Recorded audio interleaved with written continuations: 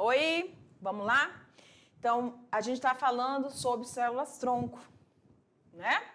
E a gente viu tanto de informações, tanto de benefícios que foram gerados, estão sendo produzidos, continuam ainda sendo produzidos a partir do avanço, né, das pesquisas relacionadas, então, com as células-tronco. E a gente viu que tem um grupo diferente, né, relacionado a isso. Vamos dar uma olhada no nosso material? Então, essa é a nossa aula 52.2, falando sobre células-tronco. E o que são essas células? O que são essas células-tronco? Trata-se, então, de um tipo muito específico de células que são capazes de dar origem a outras células, desempenhando um importantíssimo papel na reprodução tecidual, ou reposição celular, e regeneração tecidual. Então, esse agrupamento de células, né, presentes em fases do nosso desenvolvimento embrionário e pós, né, nascimento, podem ainda servir aí para várias formas, né, para várias situações de doenças, de câncer, tá? De ações deletérias do sistema nervoso, enfim, certo? Então, é um grupo muito importante realmente de células. E aí a gente falou na aula que existem as células embrionárias, que são aquele conjunto lá no blastocisto, lembram disso? Aí a gente tem aí uma diferenciação de até 32 células, formando ali a parte interna do blastocisto, são as células embrionárias, chamadas de pluripotentes. E aí a gente tem as células não embrionárias ou adultas, que são aquelas células chamadas de multipotentes. Principal coisa, tanto uma quanto a outra, precisam ter capacidade de divisão contínua. É uma característica da célula-tronco. Outra importante característica, elas precisam se diferenciar. Porém, as embrionárias se diferenciam, tá? Em qualquer tipo de células adultas que estão presentes no nosso organismo. As adultas, elas vão ter uma maior capacidade de regeneração tecidual, repor realmente aquelas células que vão compor aqueles tecidos que foram perdidos, lesados e assim sucessivamente, tá? E a gente falou também das células totipotentes, que são aquelas anteriores à formação do blastocisto, com de 4 até 32 células, onde você vai ter, então, essa capacidade de formar qualquer outro tipo de célula, tá? Inclusive da placenta e dos anexos embrionários. Vamos seguindo? Então, a gente falou também sobre a questão da pesquisa com células-tronco. Exatamente. Para que você utilize essas células-tronco como fonte de pesquisa, tá? Ou utilizando em terapia gênica, ou transplante, tá bom? Não sei como é, ou do cordão umbilical, enfim. Você precisa que esse estudo, essas células, estejam dentro da regulamentação da Lei de Biossegurança, que é a 11.105 de 2005. Se fugir daquilo que está descrito na lei, não pode, tá bom? Então, quais são esses requisitos aí para você utilizar essas células-tronco? Essas células-tronco precisam ser originadas de fertilização in vitro ou de embriões não viáveis ou que foram congelados, tá bom? Outro ponto importante, essas células-tronco podem ser utilizadas para terapia gênica, podem ser utilizadas para a questão de transplante da medula óssea vermelha, para transplantes de células ali presentes no cordão umbilical. A gente lembra que do cordão umbilical, da medula óssea, são células multipotentes, ou seja, células que não são embrionárias, tá bom? Tem uma limitação aí no processo de diferenciação, tá bom? Então, dentro desse leque todo de células-tronco, você tem aí uma grande contribuição, com certeza, para o avanço da medicina, para fins terápicos, para fins de transplante, para o fim de sanar realmente algumas doenças degenerativas. Tá certo, galera? Fique aí que a gente já volta.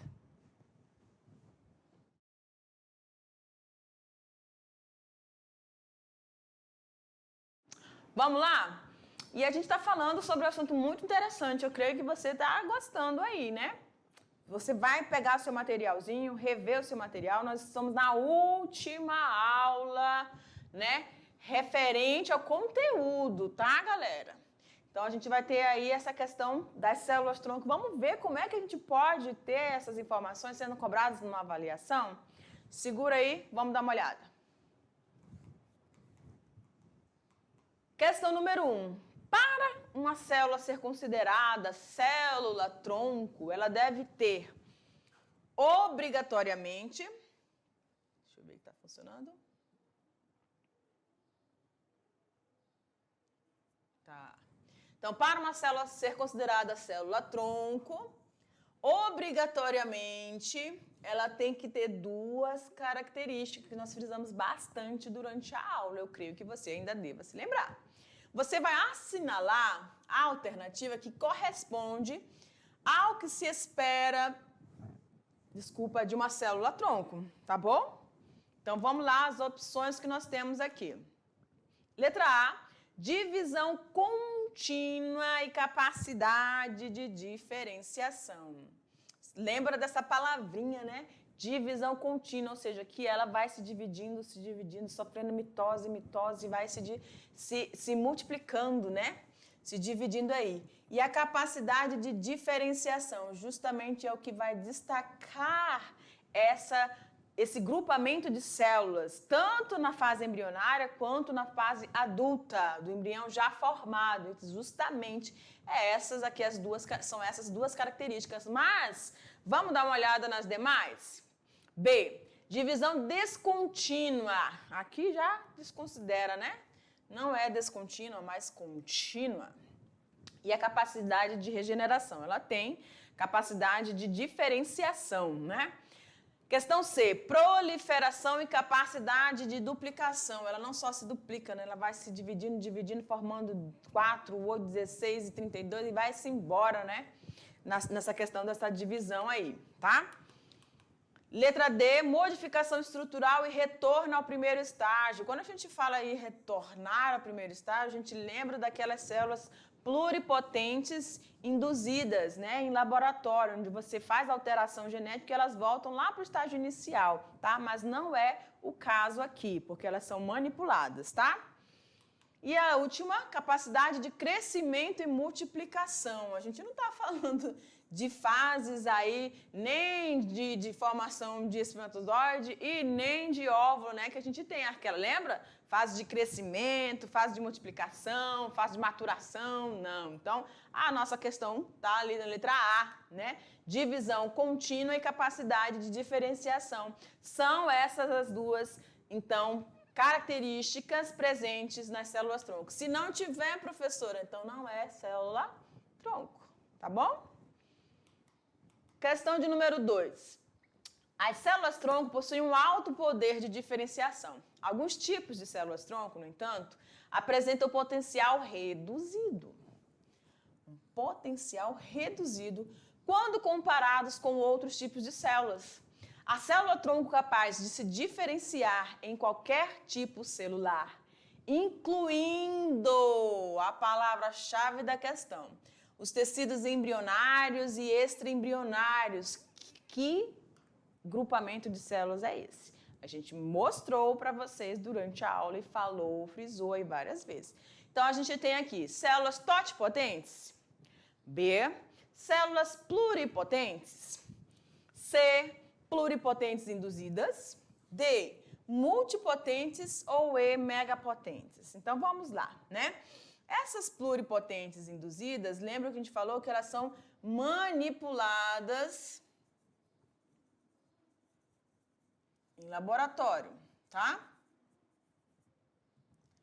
Então, essas células pluripotentes, né, formam aí um grupo bem específico que vão ser alteradas geneticamente a partir da indução, utilização aí de vírus, que vão introduzindo trechos de material genético e vai modificando a funcionalidade dessa célula, ela vai voltar ao estágio lá inicial, tá? As células multipotentes são as células não embrionárias, ou seja, as adultas. Tá? E essas células multipotentes, assim como as células pluripotentes, que são as embrionárias, essa aqui tem a adulta, ela tem essa capacidade de diferenciação limitada. As pluripotentes embrionárias, elas podem formar qualquer tipo de células adultas, mas não dos tecidos embrionários e extraembrionários, tá bom? Então, a gente vai ter aí, então, a letra A, célula totipotente. Lembram lá no desenvolvimento, né? Você tinha lá, após a fecundação, você vai ter aí várias células, aí você vai ter um agrupamento de células com até 32, né? De 4 até 32, de 4 a 32 células aqui. Essas são as células, então, chamadas de totipotentes, tá bom? Vamos seguindo. Questão de número 3. O estudo das células-tronco vem contribuir com os anseios importantes na área da medicina moderna, pois apresentam grande utilidade ao serem utilizadas para substituir as células doentes.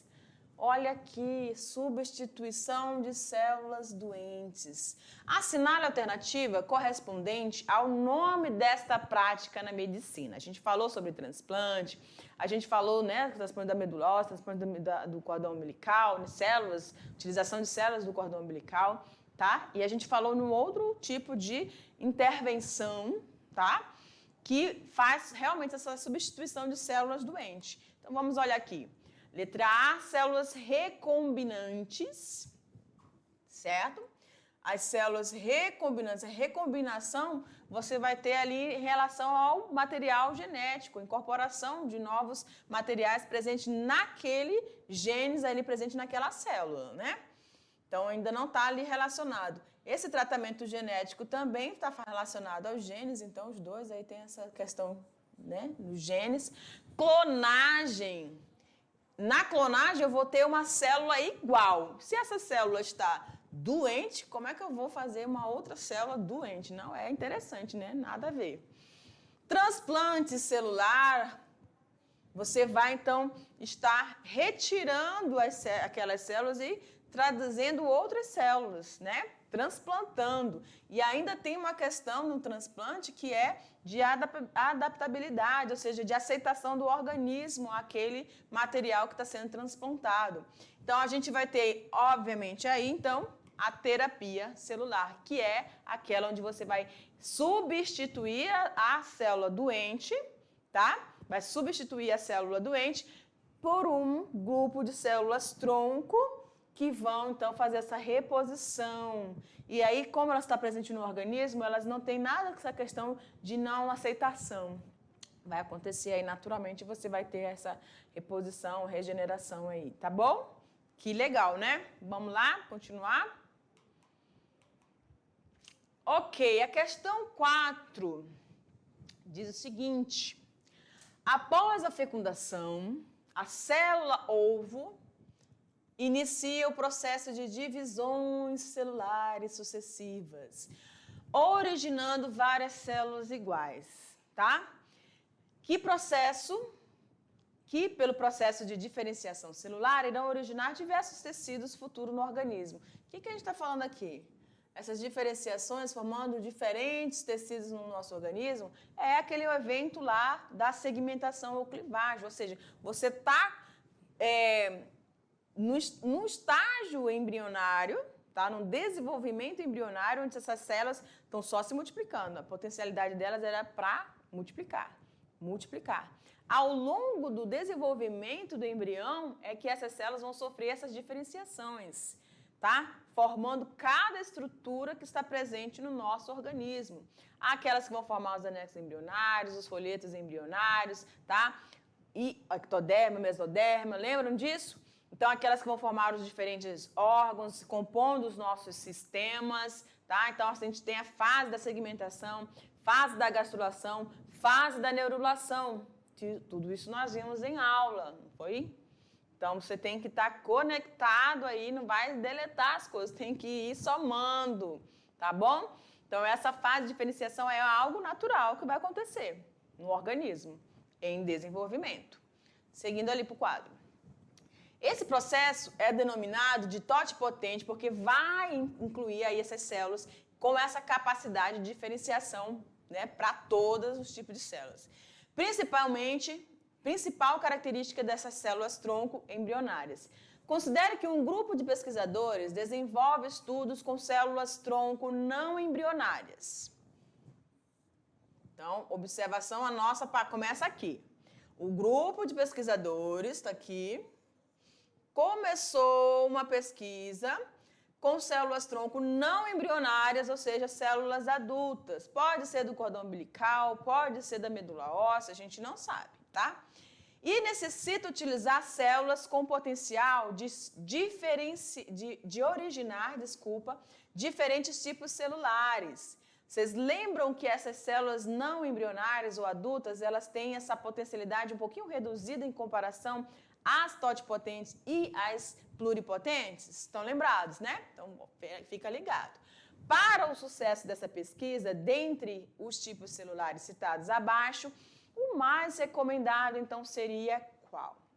Então, olha aqui, a grande questão, a grande situação aqui da questão é o seguinte. Você tem as células totipotentes. Elas seriam mais viáveis ali para você estar utilizando, porque elas podem formar qualquer tipo de célula. Só que na questão está dizendo que o grupo de pesquisadores estão usando um grupo de células multipotente, ou seja, não embrionárias. E a gente sabe que ela tem uma certa restrição, né? Ela pode sofrer diferenciação? Pode, mas ela vai agir no processo de regeneração tecidual, formando células que estão ali junto, né? Associadas àquele grupamento de células teciduais, tá? Correspondente àquele tipo de tecido. Pode formar células de um outro grupo de tecido, mas é um pouco mais lento esse processo, tá bom? Na questão, ele está dizendo, então eles pegaram esse grupo, tem disponíveis para eles esse grupo de células multipotentes. Das opções que a gente vai ver, colocar para vocês, quais seriam as mais viáveis? Porque eles precisam ter um processo de diferenciação legal. Então, dessas células adultas, quais eu posso estar utilizando para alcançar um leque, né, de diferenciação, ou seja, um grupo de células mais diferenciadas? Vamos olhar? Então, aqui você tem as células do epitélio intestinal, células da glia. Lembram que as células da glia são umas das células do sistema nervoso. A gente fala sempre dos neurônios, mas as células da glia, como a gente viu, várias delas, né? Asteroides, as micróglia. Lembram disso? Células de Schwann são células da glia. Células adiposas, células da medula óssea vermelha e células musculares. Então, olha só, as células desse epitelial vão formar células desse epitélio. As células da glia vão formar várias células mais desse tipo, né, que são células da glia. Então, a que a gente pode estar utilizando, alcançando uma maior variedade em relação, quando a gente fala em variação, é justamente as células da medula óssea vermelha. Lembram que a gente tem lá a célula-mãe, tá? E aí essas células-mãe ou essas células multipotentes, elas podem formar células mieloide ou células linfóides, tá? Essas mieloides vão dar origem ao sangue, às estruturas do sangue. E as do linfóide relacionadas ao sistema linfático, tá? Linfócitos, né? Os linfócitos T, enfim, que vão auxiliar aí no nosso sistema de defesa. Então, as células multipotentes, ou células não embrionárias, ou células adultas, que podem realmente beneficiar que a pesquisa, são justamente essas células da medula óssea vermelha, porque ela tem essa variação aqui, ó. Podem originar tanto as mieloides quanto as linfóides, e aí ela vai abarcar aí um grande conjunto de células, tá bom? Que estão presentes aí, então, dentro desse processo de formação celular. Certo, galera? E a gente fica por aqui, eu te aguardo para a gente fazer aquela revisão para a sua prova. Beijo no coração, tchau!